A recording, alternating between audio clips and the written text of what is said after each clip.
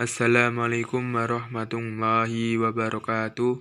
Di sini kami dari kelompok 2 akan mempresentasikan tentang internal audit yang beranggotakan 6 orang. Saya sendiri Ahmad Haryono yang akan mempresentasikan tentang pengertian internal audit. Apa itu internal audit? Yaitu di sini audit internal merupakan elemen monitoring dari struktur pengendalian internet dalam suatu organisasi yang dibutuhkan untuk memantau efektivitas dari elemen-elemen struktur pengendalian internal lainnya.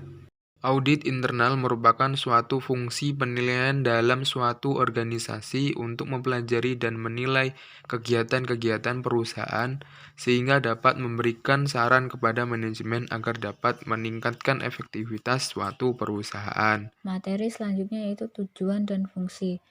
Tujuan pelaksanaan audit internal adalah membantu para anggota organisasi agar mereka dapat melaksanakan tanggung jawab secara efektif.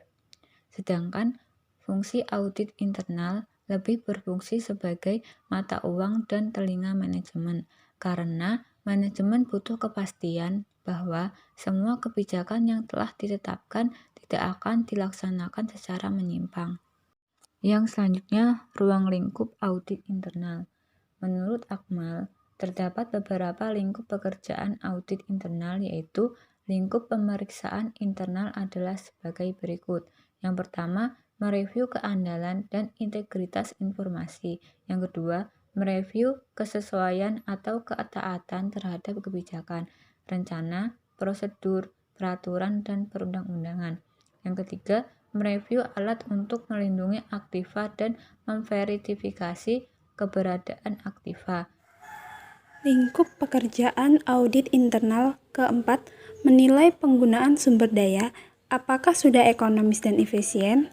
Yang kelima, mereview operasi atau program untuk menetapkan apakah hasilnya sejalan dengan sasaran atau tujuannya, dan apakah telah dilaksanakan sesuai dengan rencananya. Selanjutnya, tahap-tahap pelaksanaan audit internal. Menurut Hiro Tugiman, beberapa tahap dalam pelaksanaan audit internal yaitu 1. Tahap perencanaan audit. 2.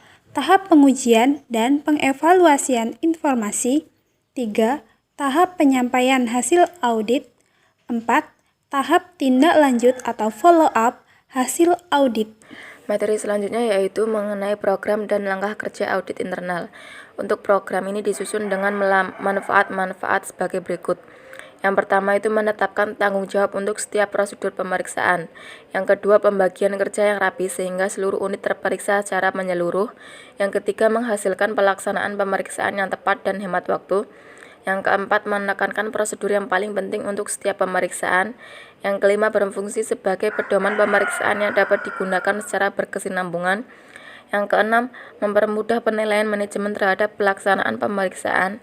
Yang ketujuh, memastikan dipatuhinya norma-norma pemeriksaan dan prinsip-prinsip akuntansi yang diterima umum. Memastikan bahwa pemeriksaan internal memperhatikan alasan-alasan dilaksanakannya sebagai prosedur.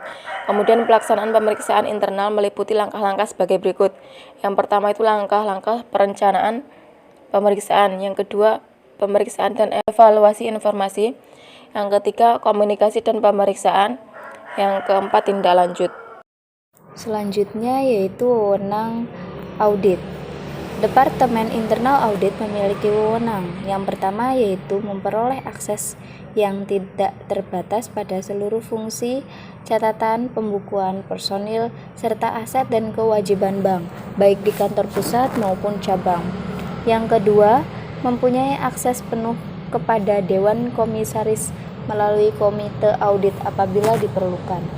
Yang ketiga, mengalokasikan sumber daya, menetapkan jadwal, memilih subjek, menentukan cakupan tugas, dan menerapkan teknik yang dibutuhkan untuk memenuhi tujuan audit. Yang terakhir yaitu memperoleh bantuan yang dibutuhkan dari unit organisasi yang diaudit serta layanan khusus lainnya, baik dari dalam maupun luar organisasi. Baik, materi yang selanjutnya yaitu Departemen Internal Audit memiliki tugas antara lain. Yang pertama, membantu Presiden, Direktur, dan Dewan Komisaris dalam melakukan tugas pengawasan dengan cara menjabarkan perencanaan, pelaksanaan, maupun penataan hasil audit. Yang kedua, membuat analisis dan penilaian di bidang keuangan, akuntansi, operasional, dan kegiatan lainnya melalui pemeriksaan langsung dan pengawasan secara tidak langsung.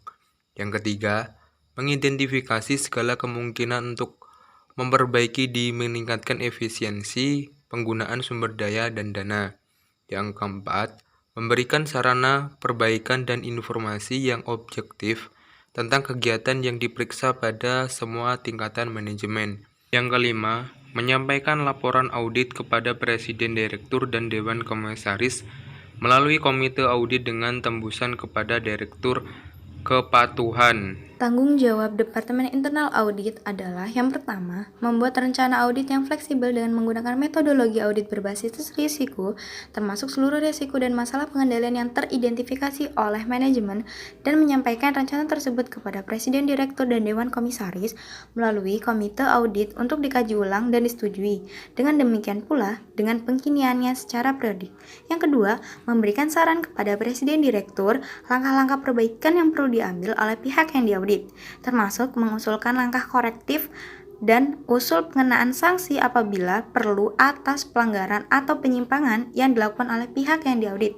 Dan yang terakhir adalah memastikan kesesuaian fungsi dan aktivitas Departemen Internal Audit dengan standar pelaksanaan fungsi audit intern bank atau SPF AIB. Baik, itu saja yang dapat kami sampaikan dari kelompok 2. Apabila ada kata kurang berkenan di hati kalian atau salah kata, kami dari kelompok 2 memohon maaf.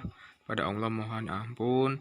Saya akhiri. Wallahu muwaffiq illa aqwamit thoriq. Wassalamualaikum warahmatullahi wabarakatuh.